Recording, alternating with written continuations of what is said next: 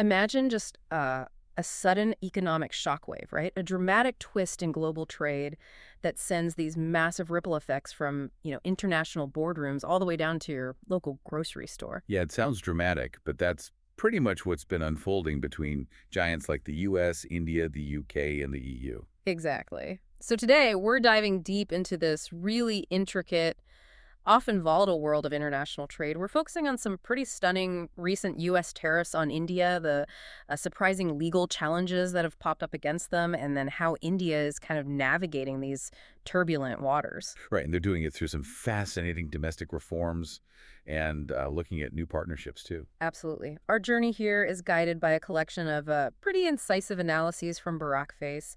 These sources give us a really granular look at everything from, say, the EU-India Free Trade Agreement To the real nitty-gritty of the U.S. India trade dynamics. Yeah. And Prime Minister Modi's, what they're calling the GST masterstroke, plus those landmark court rulings that are genuinely challenging presidential power on tariffs. It's a lot to unpack. It really is. So our mission here, as always on the deep dive, is to cut through all the noise, trying to distinguish between what's maybe just media spectacle and what's real geopolitical substance. And pull out the most important nuggets of knowledge for you, the listener. Exactly. We'll explore the economic, the political, the legal implications for all the key players involved, and crucially, what it means for you as a global consumer and citizen. Because this stuff isn't abstract. By the end of this, you'll understand how these high-stakes negotiations, these legal battles, how they directly impact global supply chains. Influence the prices you pay and fundamentally reshape the future of international economic cooperation. It touches everything, really, from the clothes you wear to maybe the medicines you rely on. So let's get started. Let's do it. Okay, let's jump right into the heart of it. These recent U.S.-India trade tensions, specifically that staggering 50% tariff shockwave. I mean, the timing itself was incredibly dramatic, right? Late August 2025. Yeah, that's when President Trump's administration imposed these sweeping Liberation Day tariffs, as they call them. And these weren't just a minor tweak. We're talking a staggering 50% tariff on most Indian imports. That actually doubled an earlier 25% levy that was already in place. It was definitely described by many as a sharp escalation, a key part of Trump's, protectionist America First trade war playbook. So what were the stated reasons behind such an aggressive move? And maybe you can unpack that America First playbook a bit more. What does it mean in practice? Sure. The America First strategy, really at its core, it's a deeply protectionist approach. The idea behind it is that global trade, if it's not strictly controlled, ends up disadvantaging American workers and industries. So from President Trump's perspective, tariffs aren't just, simple taxes. They're seen as tools, as leverage, to correct what he perceives as unfair trade imbalances and practices around the world. Right. And in this specific case with India. Well, the administration cited several reasons for this really aggressive tariff hike. Primarily, it was framed as a response to what Washington saw as India's unfair trade practices. Like what specifically? A big point of contention was India's continued buying of discounted Russian oil and arms, especially, with the ongoing Ukraine conflict. From the U.S. perspective, this was seen as directly undermining Western sanctions policy and support for Ukraine. Kind of like a strategic freeloading, I think I saw that term used. Exactly. That's how some advisors put it. And additionally, it was a direct response to what the administration called a one-sided trade imbalance, one that heavily favored India. So the feeling was India gets easy access to the U.S. market, but not the other way around. That was the perception, yeah, that India was enjoying broad market access here while keeping up its own high tariffs and non-tariff barriers that limit American exports going into India. That narrative played a huge role in the public justification, fitting perfectly with the whole America First idea of putting domestic economic interests above, standard multilateral trade norms. Okay, let's unpack this trade deficit number. $45.8 billion trade deficit for the U.S. with India in 2024. That sounds like a significant number. And bilateral goods trade at $129 billion total. But, for the average American, what does that deficit number truly signify? Does it really mean lost jobs and economic vulnerability like the America First narrative suggests, or is it maybe more complicated? Well, that $45.8 billion figure, it's definitely a potent symbol for the America First argument. In practical terms, for the U.S., a deficit like that means the country is importing substantially more goods and services from India than it's exporting to India. The story often told is that this deficit directly translates into a loss of domestic manufacturing jobs because American consumers are choosing foreign-made goods over stuff made here. It can also suggest, an outflow of dollars that aren't coming back to buy American products, which is then framed as an economic weakness. So for the administration, it's not just a statistic, it's proof of an imbalance that needs fixing. Exactly. It was an explicit justification for the tariffs. They saw it as an imbalance needing forceful correction to protect American industries. But, the reality is often more complex, as you said. Oh, so? Well, a trade deficit isn't inherently bad in itself. It might just reflect strong consumer demand for quality, affordable imports. Or it could be offset by surpluses in services trade, or by significant foreign investment coming into the U.S. But politically, it's a very powerful rallying cry. And that $45.8 billion is a big chunk of the total $129 billion trade, making it a visible target. Precisely. It makes it a highly visible target for protectionist policies. For the U.S. consumer, though, it means access to a whole range of Indian products, textiles, pharmaceuticals, IT services, often at really competitive prices. Yeah. The tariffs, of course, were designed to fundamentally disrupt that balance. Right, and a 50% tariff is massive. It's not a minor adjustment, it's a huge jump. So what were the immediate economic consequences, both for India and the United States? Can you paint a picture of how that actually felt on the ground for businesses and consumers? Oh, the fallout was immediate and really widespread. There was a palpable sense of shock, I think, in both economies. For Indian exporters, especially in those key sectors we mentioned, textiles, IT, pharma, steel, chemicals, even agricultural stuff like rice and spices, their competitiveness in the U.S. market just evaporated overnight. Yeah, I can imagine. Imagine you're an Indian textile manufacturer. Suddenly your product is 50% more expensive for an American buyer. Your orders would just plummet, right? Yeah. Many small and medium-sized businesses in India, the ones really dependent on the U.S. market, face the immediate threat of closure. So a real economic risk for India then. Huge. Economists estimated a potential hit of 0.2 to 0.4% to India's GDP. That's a considerable blow for an economy that size. And it raised the possibility of layoffs, serious layoffs, in those labor-intensive sectors, textiles, gems, jewelry, leather, footwear, shrimp, chemicals, machinery. That impacts countless livelihoods, creates a ripple of uncertainty through the job market. And on the American side, how did consumers feel it? They felt the pinch pretty quickly through rising prices on a whole array of goods. Yeah. Think about apparel. Indian textiles are everywhere, or generic drugs, auto parts, countless other everyday items. For an American family doing their weekly shopping, this could mean seeing prices jump on everything from, certain spices to an imported shirt, maybe even specific over-the-counter meds. And there were estimates of the cost per household. Yeah, economists figure these tariffs could translate to a hefty $1,200 to $2,800 in additional annual costs for the average U.S. household. It's basically a hidden tax on the American consumer, often paid without even realizing where it's coming from. Wow. And it didn't just stop at the U.S. and India, right? You mentioned supply chains. No, absolutely not. Global supply chains felt the ripple effects too. Intermediaries, maybe in Southeast Asia or Europe, who source components or finished goods from India before sending them elsewhere.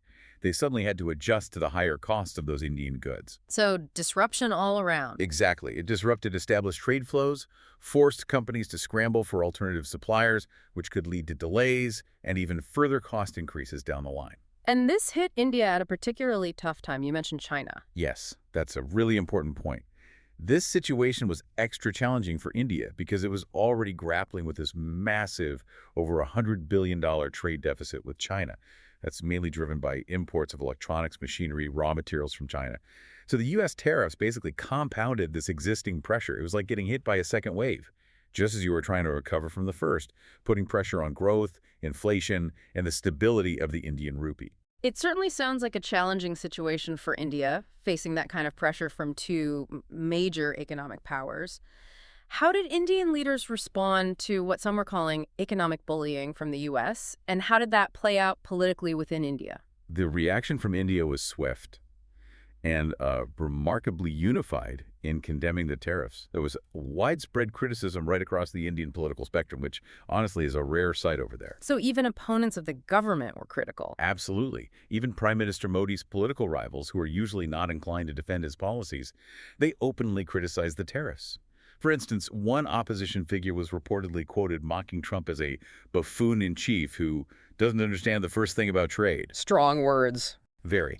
It really underscores how strongly India felt these tariffs were an unfair, aggressive tactic. It galvanized diverse political voices, temporarily uniting them in this shared sense of outrage against what they saw as, yeah, economic bullying and infringement on India's strategic autonomy. Yeah.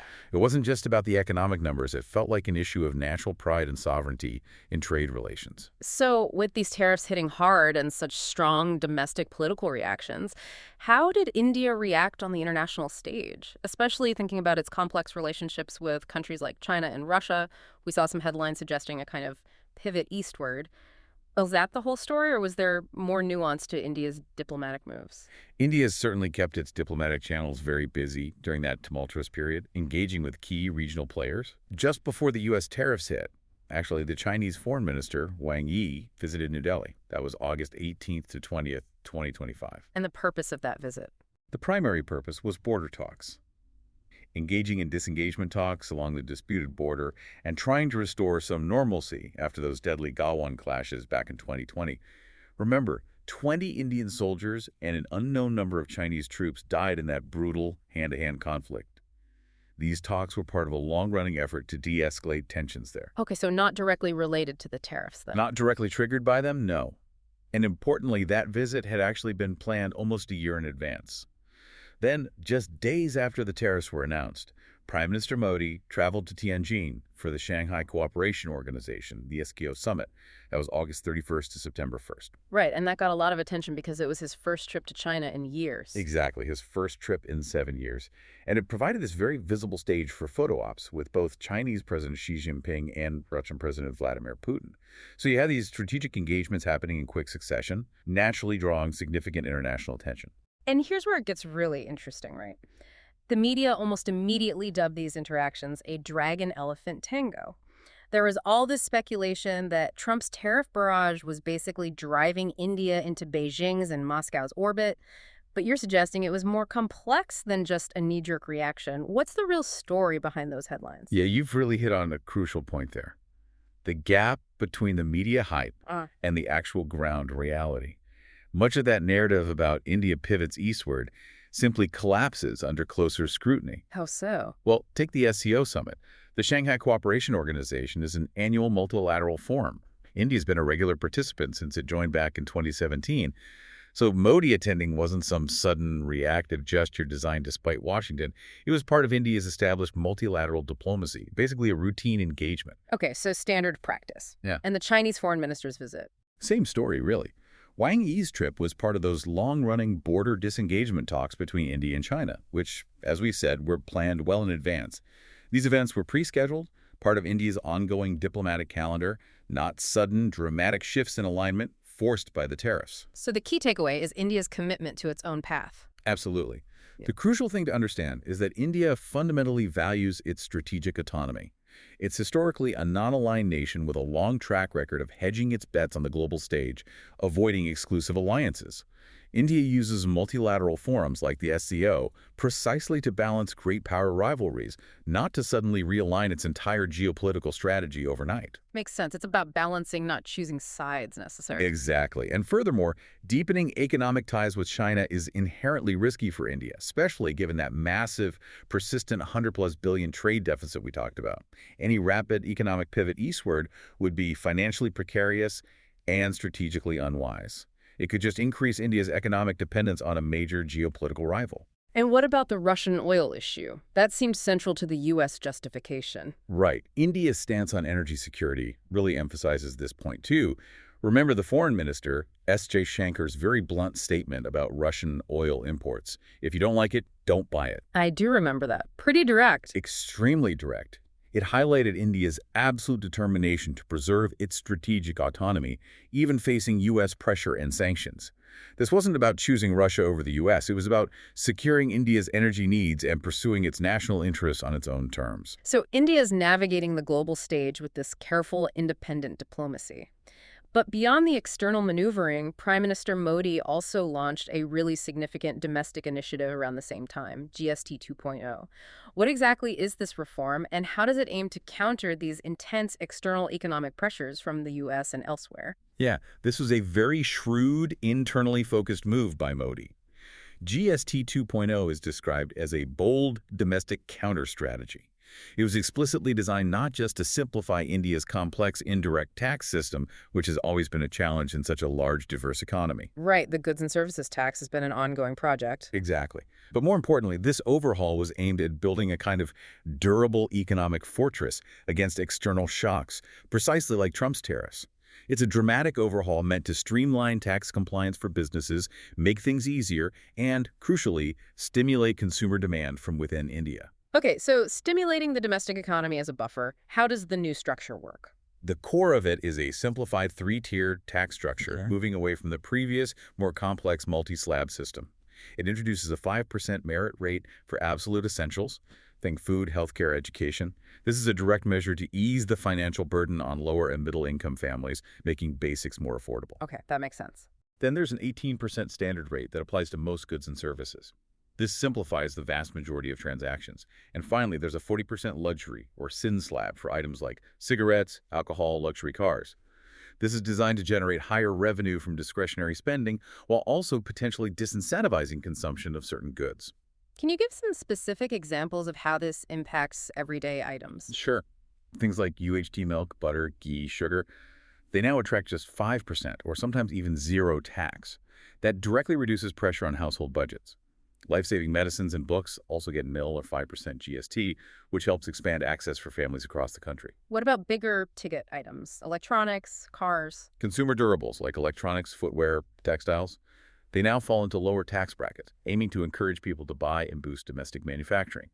And there were significant changes for vehicles. Taxes on small cars and motorcycles up to 350cc dropped quite dramatically from 28% down to 18%. Wow, that's a big drop. It is.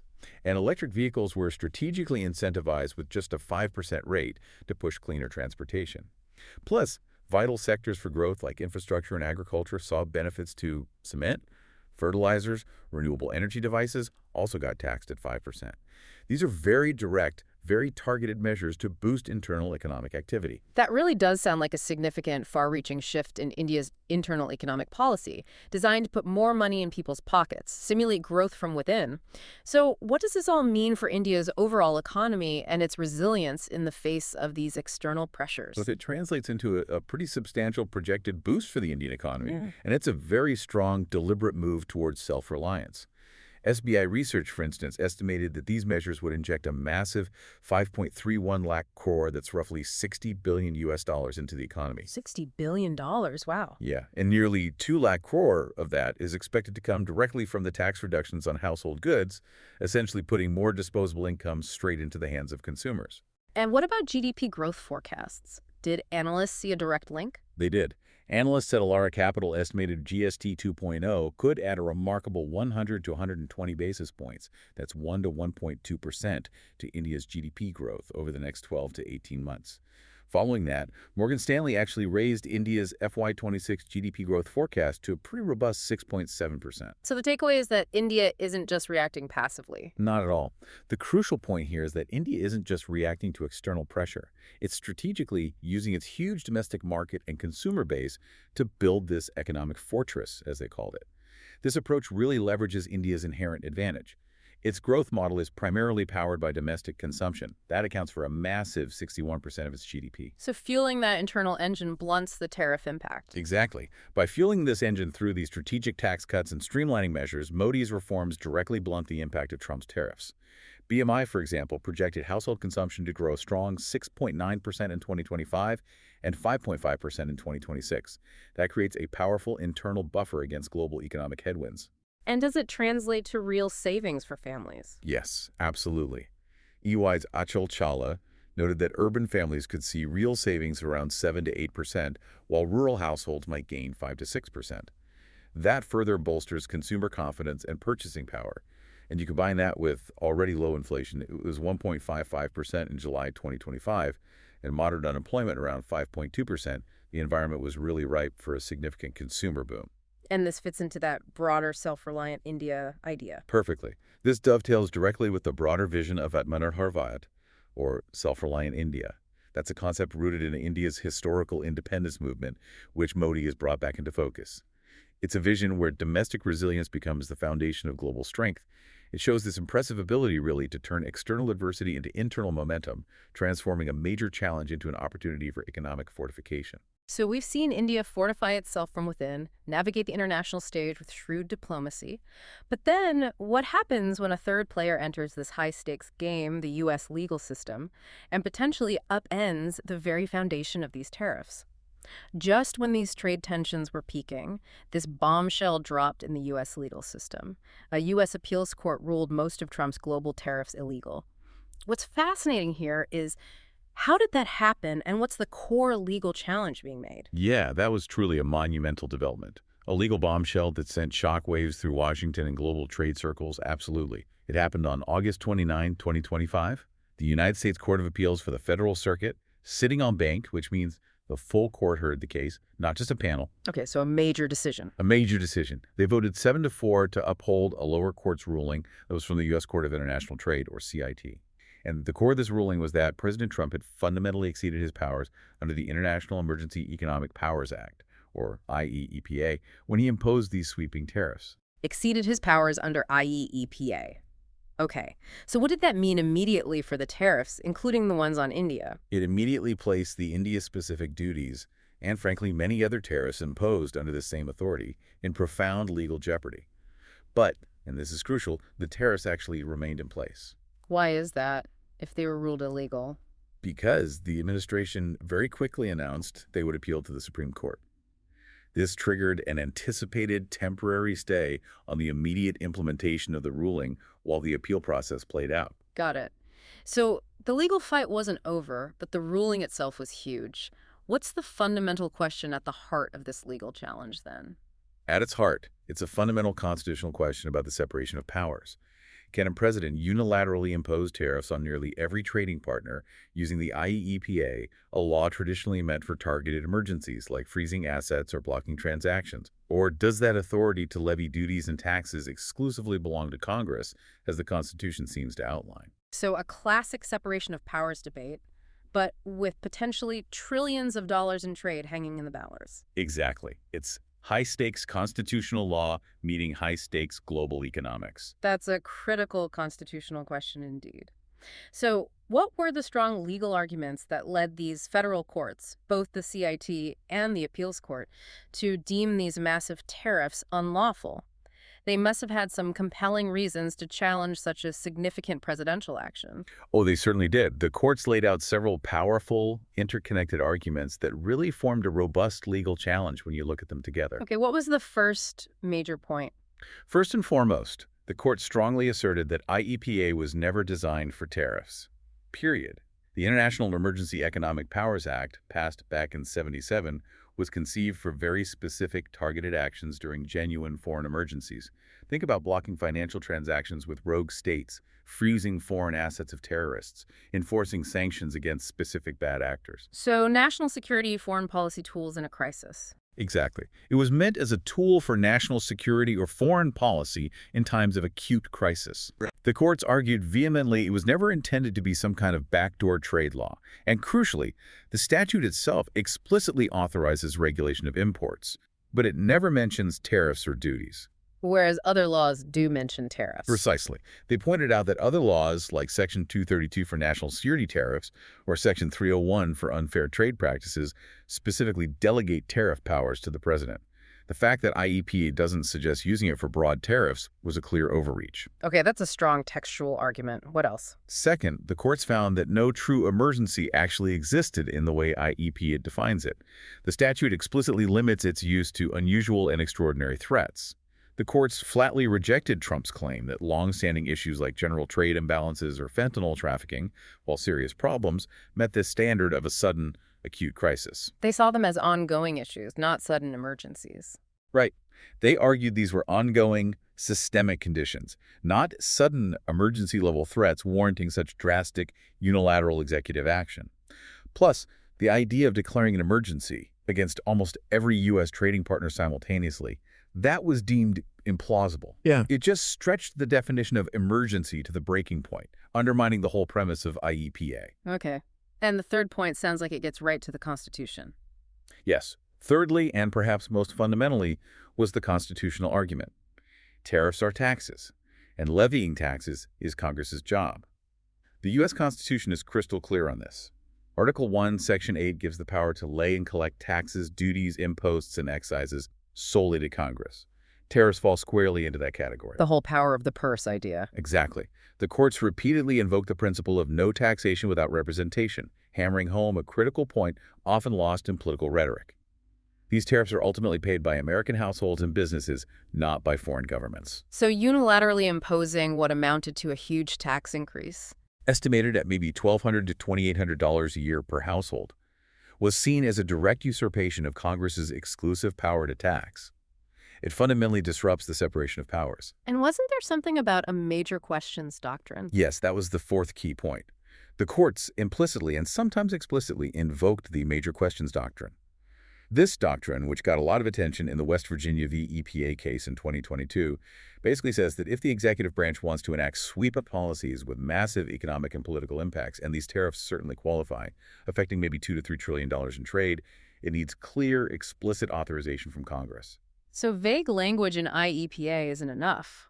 Not according to the courts. They argued IEPA's vague emergency language just wasn't sufficient to justify such an extraordinary multi-trillion-dollar tariff regime that fundamentally alters the nation's trade and tax policy. Right. Allowing it without explicit legislative backing would effectively make Congress irrelevant in trade and tax matters. It upsets the constitutional balance and sets a dangerous precedent for presidents declaring perpetual emergencies to bypass Congress. This was seen as a profound executive overreach. That is a very robust legal argument, really banking on the Constitution's clear structure and the specific intent of IEPAC. But naturally, the Trump administration didn't just accept this ruling. What was their defense? How did they argue for the president's authority to impose these tariffs, especially against such strong judicial pushback? Right, the administration pushed back hard. Their defense really centered on a much broader interpretation of presidential authority, particularly in the realm of foreign affairs. They maintained that IEPA grants presidents extensive, flexible authority to deal with foreign threats, and they argued this scope naturally extends to addressing trade and economic imbalances that impact national security. So they saw trade imbalances as a foreign threat. Essentially, yes, or at least something falling under the president's purview in dealing with foreign actors. Yeah. Commerce Secretary Howard Lutnick specifically argued that IEPA's language allowing the president to regulate imports logically included the power to impose tariffs as one method of regulation. For them, regulation could involve restricting imports or making them more costly via tariffs. And what about the emergency requirement? How do they justify that? They asserted that a legitimate and ongoing emergency did exist. The administration contended that issues like ongoing drug trafficking, persistent national security risks like threats to critical supply chains, and what they termed foreign economic coercion. Economic coercion, like manipulation by other countries. Right, economic manipulation by foreign actors and even drug cartels. They argued these things collectively justified the emergency declaration. Their point was that emergencies are often evolving situations, not always sudden, abrupt crises, and that these long-standing issues did indeed present the unusual and extraordinary threats that IEP was designed to address. So a broader definition of emergency, what else? They emphasized the concept of delegated authority. They argue that Congress, through IEP and other statutes, has in fact delegated these emergency trade powers to the president. And they leaned heavily on the idea of historic deference. Meaning courts usually let the president handle foreign affairs. Generally, yes. Courts have traditionally shown significant deference to the executive branch in matters of foreign affairs and trade.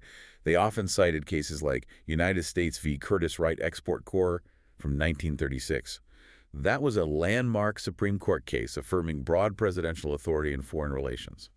The implication was the courts should defer to the president's judgment on what constitutes a national emergency in the global arena. Okay. And was there a practical argument too, like these tariffs work? Absolutely. Their defense was also results-oriented. They argued the tariffs were a necessary policy tool to, 1, bolster U.S. manufacturing, 2, strengthen U.S. leverage in international negotiations, and 3, demonstrate to adversaries that the U.S. won't hesitate to act when its economic and national security interests are threatened. And did they claim any successes? Yes. Trump frequently pointed to what he considered early concessions from other countries like Canada and Mexico cooperating more on border security, or revisions to trade agreements as proof that the tariffs were effective in achieving policy goals.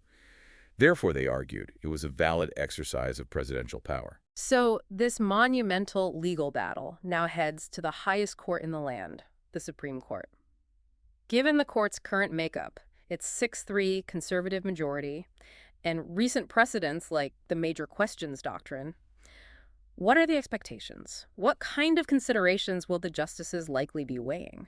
The Supreme Court's decision here is absolutely critical, and yeah, expectations are certainly mixed, making it one of the most anticipated rulings in recent memory. That 6-3 conservative majority, including those three justices appointed by Trump himself, Gorsuch, Kavanaugh, and Barrett, does provide a potentially sympathetic backdrop for the administration's arguments. Because of that history of deference to the executive in foreign affairs. Exactly. Historically, courts have often deferred significantly to the executive in foreign affairs and trade, with cases like Curtis Wright granting the president broad power in external relations. That historical precedent, plus the court's current composition, might suggest a leaning towards upholding presidential authority, especially on issues framed as foreign policy or national security. But you mentioned a wild card, the major questions doctrine. Right, that's the big unknown here. Chief Justice John Roberts and Justice Neil Gorsuch, both key conservatives, have notably embraced this doctrine. Their judicial philosophy often holds that if an agency or the executive is asserting authority over an issue of vast economic and political significance, which these tariffs undoubtedly are, Affecting trillions in trade, hitting households. precisely, then that authority must be based on clear, explicit authorization from Congress, not just vague language in an old statute like IEEPA. If they view these tariffs as such a monumental policy shift, lacking specific legislative backing, it could potentially cut against Trump's position, despite the court's overall conservative tilt. Justices like Gorsuch are particularly focused on protecting legislative power. So what's the general consensus on the likely outcome, if there is one? Well, current expert opinion and, social media chatter seems to put Trump's odds of prevailing somewhere around 70%. A 6-3 Supreme Court decision in his favor is probably seen as the most likely outcome, mainly due to that traditional deference factor. But it's not a certainty. Definitely not. If Roberts or Gorsuch or both break ranks and apply the major questions doctrine rigorously, the ruling could easily tighten to 5-4. It could, even though it's less likely, tilt against Trump. The court will also be weighing the practical implications. Upholding the tariffs significantly expands presidential power in trade, while overturning them reasserts congressional authority and might force a legislative solution. And what about the timing? When might we see a decision? Trump vowed to appeal immediately. So oral arguments would likely happen late 2025 or early 2026. A final decision would probably come by June 2026, which is typical for the end of the court's term. But the court also had the option to extend the temporary stay on the lower court's ruling that's currently set to expire October 14th, 2025. And extending the stay would mean the tariffs remain in place longer. Exactly. It would allow the tariffs to remain in effect throughout the entire litigation process, which frankly would be a practical win for the Trump administration even before a final ruling, as it keeps the economic pressure on trading partners like India. Let's connect this back to the bigger picture. What are the real-world consequences for the U.S., economically and politically, depending on how the Supreme Court rules? This isn't just about legal precedent, right? It's about people's wallets and the political landscape, especially looking ahead. You're absolutely right. The real-world consequences are profound, hitting both household finances and the national political scene hard. Let's first imagine the tariffs are upheld. Economically, U.S. households could face that extra $1,200 to $2,800 in expenses annually. That's the direct cost increase on goods. Yes, and it's not abstract. It's the cost of groceries, clothes, maybe medications going up. And ironically, while the tariff revenues might add about, say, 0.57% to GDP on paper, overall economic growth could actually decline by about 0.5% annually through 2026. Why the decline? Because the negative impacts reduce trade, higher input costs for businesses, retaliatory tariffs from other countries likely outweigh any revenue gains. Employment would also take a hit. Projections suggested construction jobs could shrink by almost 3%, with agriculture and manufacturing also facing sharp downturns as their costs rise and export markets shrink due to retaliation. And global trade gets disrupted again. Almost certainly. Upholding the tariffs would likely trigger renewed retaliation from the EU, China, others. That slashes U.S. exports, causes more widespread disruption to global supply chains, making goods harder to find and more expensive for everyone. Okay, so that's if they're upheld. What if the Supreme Court reverses the tariffs? If they're reversed, we'd likely see some measure of relief. Lower inflation, probably. A stabilization of international trade relations. But the flip side is it might diminish the perception of U.S. leverage in future trade talks. At least from an executive power standpoint, Congress might have to step in more actively. And the political stakes. You mentioned the 2026 midterms. It's exceptionally high. Rising costs directly tied to these tariffs could significantly erode Trump's approval ratings. Remember that Pew Research poll from August 2025 showing 61% disapproval? Right. Polls also showed Americans believe, by a huge 3-to-1 margin, that tariffs raise consumer prices. And maybe most tellingly, even about a third of Trump's own supporters said they'd reconsider their stance if inflation got worse because of these policies. So this is what you mean by Main Street pain becomes political. Exactly. Tariffs aren't abstract economic theory from those people. They show up directly in grocery bills, gas prices. That makes them a politically radioactive issue cutting across party lines. And a potential liability for the party in power. Absolutely. For the GOP, this issue is like a political time bomb. If these tariffs stand, Republicans head into the 2026 midterms having to defend higher prices. That's almost certainly a losing message. It could lead to catastrophic losses, potentially flipping both the House and Senate back to the Democrats. So the Supreme Court's decision has massive political implications, too. Huge. The court faces this stark choice. Overturn the tariffs, restore stability, ease prices, return authority to Congress. Uphold them, give presidents near total power over the economy, but risk higher prices and political backlash. Or they could delay a decision. Which keeps the tariffs in place for longer. Right. Effectively a gift to Trump in legal terms by keeping the tariffs active, but potentially a poison pill for his party politically. Every month of delay means higher costs filter through the economy, building voter resentment. It creates this sustained economic headwind for the party in power going into an election. Now, one figure often associated with President Trump's trade policies is Peter Navarro. He's often described as a hardline trade advisor, maybe even a key architect of the America First approach. What role has he played recently, and what does his reemergence signal for these trade talks, particularly with India? Peter Navarro's reemergence is definitely significant, and yeah, his influence shouldn't be underestimated. He is a staunch economic nationalist, a longtime advocate for protectionist trade policies. He deeply believes free trade agreements have undermined American manufacturing. And his focus used to be mainly China, right? Initially, yes. His hawkish stance was heavily focused on China, viewing their trade practices as predatory.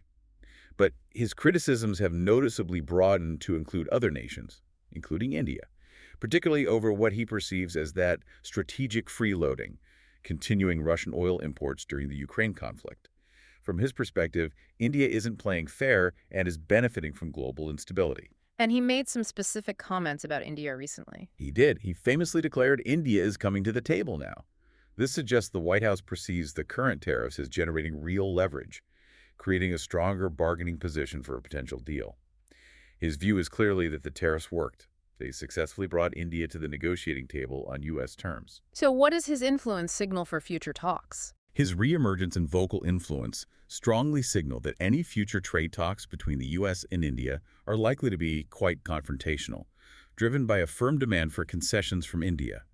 But it also indicates that the administration believes it can and will achieve a deal that meets its objectives, reducing the trade deficit, aligning India's strategic choices more closely with U.S. interests.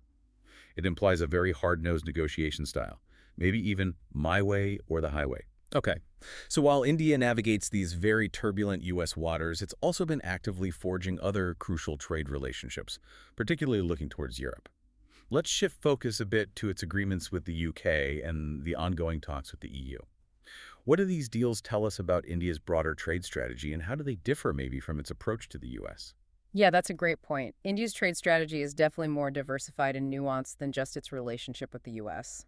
Let's look at the UK-India Free Trade Agreement first. That one was finalized back in May 2025, officially signed on July 24th, and it's currently awaiting ratification by both parliaments. And the goal of that UK deal? The objective is a comprehensive modern pact aimed at significantly reducing tariffs, enhancing market access for businesses in both countries, and boosting investment.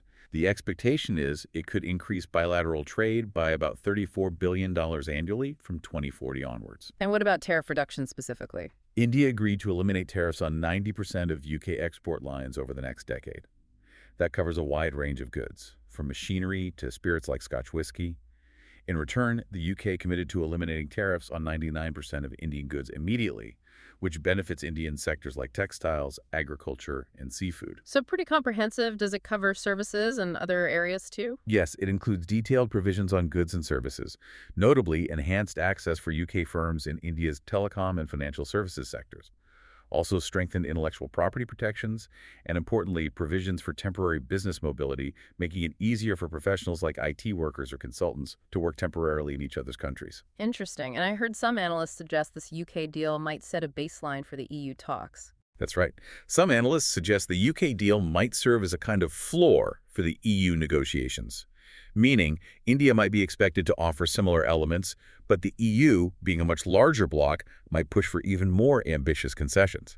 Okay, so now turning to the EU-India FTA, where do those talks stand? Those talks are actively ongoing. They resumed back in June 2022 after a long hiatus they'd been stalled since 2013. The 11th round of negotiations was held in New Delhi just this past May 2025. They've apparently successfully closed several chapters, including one on transparency and trade rules. The hope is to conclude the deal by the end of 2025. And this EU deal is structured differently, more than just trade. Yes, it's broader than a typical trade agreement. Notably, it includes separate pacts being negotiated alongside the main FTA. One is on investment protection designed to ensure non-discriminatory treatment and secure investment flows between the EU and India. The other is on geographical indications, or GIs. GIs, like protecting specific product names. Exactly. Protecting region-specific product names, like Darjeeling tea from India, or maybe Parma ham or champagne from the EU side. And the scale of EU-India trade is huge, right? Massive. The EU is actually India's largest trading partner. Bilateral trade reached $124 billion in goods and nearly $60 billion in services back in 2023. So the potential economic impact is enormous. What are the key goals of the EU-India FTA? Key provisions aim at removing export barriers, opening up services and public procurement markets in India for EU companies, safeguarding intellectual property, and importantly, committing both sides to sustainable development practices. Oh, sustainability. That seems like a bigger focus for the EU. Definitely. A notable aspect of the EU deal is the strong emphasis on sustainability. It's likely to incorporate more stringent environmental and labor standards compared to maybe the UK deal, reflecting the EU's regulatory priorities and its commitment to what it calls values-based trade. This really illustrates India's strategy of diversifying its trade relationships, consciously building strong economic partnerships with other major global players beyond just the US. So it really seems India is quite adept at tailoring its trade approach depending on the partner. What stands out to you as the major distinctions and maybe the common threads between these two significant European agreements and the ongoing complexities with the potential U.S. deal? How do they reflect India's evolving global trade strategy overall? Well, what really stands out is India's strategic adaptability, as you say, tailoring agreements to partners' priorities while still steadfastly maintaining its core national interests. The EU-India FTA, for instance, uses that segmented approach, the main FTA, plus separate deals on investment in GIs. Right, the modular approach you mentioned. Exactly. That structural nuance caters to the EU's complex regulatory environment and its 27 member states, which just necessitates a more adaptable framework. That contrasts sharply with the UK deal, which was a more integrated, single comprehensive agreement, a simpler bilateral negotiation with one country. And the ambition level differs too, because of the EU size. Yes. The EU's significantly larger market size, remember, it's India's biggest trading partner, coupled with its strong emphasis on sustainability, is expected to make the EU deal potentially far more ambitious and impactful overall than the UK agreement. And those environmental and labor standards in the EU deal? They're likely to be stronger, reflecting EU priorities. We might see specific clauses on climate change action, workers' rights, ethical sourcing areas, perhaps less emphasized in the UK agreement, which was more focused on traditional market access. What about challenges? Are the EU talks tougher? Well, the UK deal had a faster negotiation, partly because it was bilateral and maybe fewer deep-seated points of contention after Brexit. The EU-India deal inherently faces more complexity. There are potential sticking points over pharmaceutical intellectual property, for example. Because the EU wants stronger IP protection. Often, yes. And that could impact India's huge generics pharmaceutical industry, raising global concerns about access to affordable medicines. There are also, recent tensions stemming from EU sanctions on Russia that affect India's trade dynamics, adding another layer of complexity. So how do these European gales relate back to the U.S. situation? Can the U.S. use them as templates? They could serve as potential templates in some aspects for Washington. They show what India is willing to concede on, say, market access for certain goods or some IP rules. However, and this is a big however, U.S. demands on intellectual property, especially pharma patents, market access for agriculture, services liberalization, and particularly compliance regarding Russian oil purchases. Those are likely significantly more stringent and politically charged. So a direct copy-paste is unlikely. Highly unlikely. It highlights the unique challenges and the different leverage dynamics at play in the U.S.-India relationship compared to India's European engagements. Ultimately, India's strategy here seems crystal clear. It's about diversification, building resilience through multiple strong, tailored partnerships, rather than becoming overly reliant on any single one. It's a clear move to bolster its economic sovereignty in this increasingly multipolar world. Okay, so given all these moving parts, Trump's tariffs hanging in the balance with the courts, India actively forging these other deals with the UK and EU, where does this leave the possibility of a U.S.-India trade deal in the immediate future? Are we talking about a comprehensive agreement finally, or is it likely to be something more modest? Yeah, the immediate future for a comprehensive U.S.-India trade deal still looks pretty complex, primarily because of several very well-defined red lines for both nations, these deeply entrenched policy priorities they just won't cross. Okay, what are India's main red lines? India has made its major concerns very clear. First, absolutely no significant concessions on market access for agriculture and dairy products that could endanger rural livelihoods. Dairy and poultry are basically politically non-negotiable due to the immense power of the farming lobby in India. Makes sense. What else? Second, maintaining strategic autonomy regarding Russia. Continued Russian oil and arms imports are seen as essential for India's energy security and national defense, and they simply will not subject these purchases to U.S. sanctions demands. Third, pharmaceutical flexibility.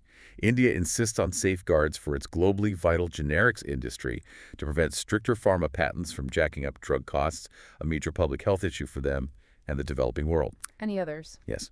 Protection for sensitive labor-intensive industries like textiles and leather is crucial to prevent job losses from sudden tariff cuts. And finally, New Delhi wants to retain its policy tools, things like quality control orders or public procurement preferences to support domestic industries. They see these as legitimate development tools. Okay, quite a few red lines from India. What about the American side? What are Washington's main demands or grievances? Washington's grievances largely center on reducing that trade deficit we discussed. They demand India lower its historically high tariffs and allow more U.S. goods, especially dairy, poultry, and other agricultural imports into the Indian market. IP protection is another big one, stronger protections for U.S. tech and pharma firms, plus looser restrictions on data flows and better access to Indian public procurement markets. And the Russia issue is a red line for the U.S., too. It seems to be a major sticking point, yes. Significant curbs on Indian purchases of Russian oil and defense systems are expected. Remember, roughly half of those August tariffs were explicitly tied to this issue, reflecting a U.S. desire to align India more closely with Western foreign policy. And finally, there's Trump's no asymmetry stance. He will not tolerate one-sided concessions and demands genuine reciprocity, a perceived win for American businesses. Wow, those red lines seem pretty far apart on some key issues. Is there any common ground? Despite the challenges, there are shared interests that could form a foundation for progress. Both countries share deep concerns about China's rise and its regional assertiveness. That's expressed through forums like the Quad, the Quadrilateral Security Dialogue. This offers a strategic rationale for trade cooperation as part of a broader counterbalancing effort. So framing trade within the bigger strategic picture might help. Potentially.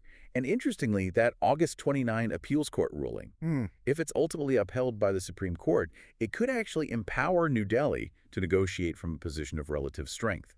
They could leverage what might be seen as U.S. legal overreach. This could help reframe trade discussions away from just deficits and towards being part of a broader security partnership against China. Perhaps through something like a new U.S.-India strategic dialogue on trade, energy, and technology, integrating trade into that larger geopolitical strategy. So it really sounds like a comprehensive free trade agreement. The kind that involves deep, broad concessions across the board remains quite elusive given these complex red lines on both sides. What's the most realistic path forward for U.S.-India trade then, given these complexities? Is there a middle ground possible? You're absolutely right. A full, comprehensive U.S.-India FTA remains improbable, certainly in the near term. Those red lines are just too fundamental and politically sensitive for both governments. The most realistic path forward really points toward a more pragmatic mini FTA. A mini deal. What would that look like? It would be a more limited agreement focusing specifically on areas of mutual benefit where neither side has to cross its most deeply held policy boundaries. This kind of approach becomes particularly viable if the courts do eventually strike down Trump's tariffs. That would remove a major point of contention and could create more favorable, maybe more conciliatory negotiating conditions. So what kind of things could be in a mini deal? It will likely focus on areas where they can find common ground without triggering major domestic opposition. Maybe targeted tariff reductions in less sensitive sectors.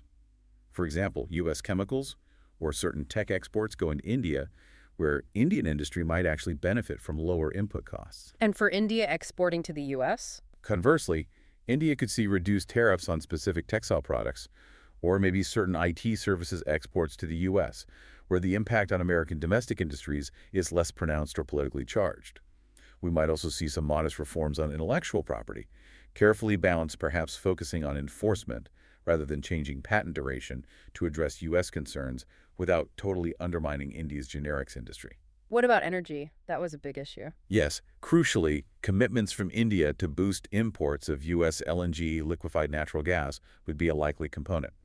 That represents a strategic move towards energy diversification for India, directly addressing one of Washington's core concerns about reliance on Russian oil by offering a cleaner, more geopolitically aligned alternative. Any other areas? A mini deal could also cover cooperation in areas like technology transfer, maybe defense co-production, building on existing security ties and selective goods trade that bolsters that strategic partnership without causing major economic disruption. But some tough issues would likely remain off the table. Oh, absolutely. It's important to remember that agriculture and intellectual property, particularly those pharmaceutical patents, are almost certain to remain persistent flashpoints. They'd likely be the biggest challenges to even getting a limited agreement done. These are areas where economic interests, national sovereignty, public health concerns, they all intersect in really highly charged ways. And if even a mini deal doesn't happen, what's India's alternative? Well, without significant progress or maybe a shift in stance from the U.S., especially on those really tough issues, India has a clear alternative path. It will likely just continue pivoting towards Europe and Asia for trade diversification. We see that already with the ongoing EU negotiations and the signed UK deal. This just highlights India's strategic flexibility and its clear commitment to securing its economic future through multiple global partnerships, rather than waiting indefinitely for a difficult U.S. deal to materialize. Well, today we've certainly navigated some truly turbulent trade winds, haven't we? From President Trump's really striking 50% tariffs on India to India's incredibly resilient domestic response through that GST 2.0 reform, and then those landmark U.S. court rulings boldly challenging presidential power. Yeah, it really shows how complex international relationships intertwine with domestic policy and even fundamental constitutional law. It creates this fascinating, often unpredictable global dynamic. Absolutely. We've explored the immediate impacts these events can have on your household budget, the broader implications for the global supply chains that affect pretty much everything you buy, and that fascinating ongoing struggle over the balance of power, both in international trade and actually within governments themselves. It's a lot of moving parts. It really is. So, as we wrap up, maybe something to consider is how nations like India are increasingly leveraging their immense domestic economic strength and deliberately forging these diversified partnerships to navigate this really turbulent global arena. That's a great point. It raises an important question for all of us, really. Which is? In a world grappling with rising protectionism, shifting alliances, renewed geopolitical rivalries, what truly defines a nation's economic sovereignty today? And maybe more importantly, how can countries build genuine resilience that transcends political shifts and these intense external pressures? That's a powerful thought to end on. How do you build resilience in such a shifting world? We'll definitely be thinking about that one.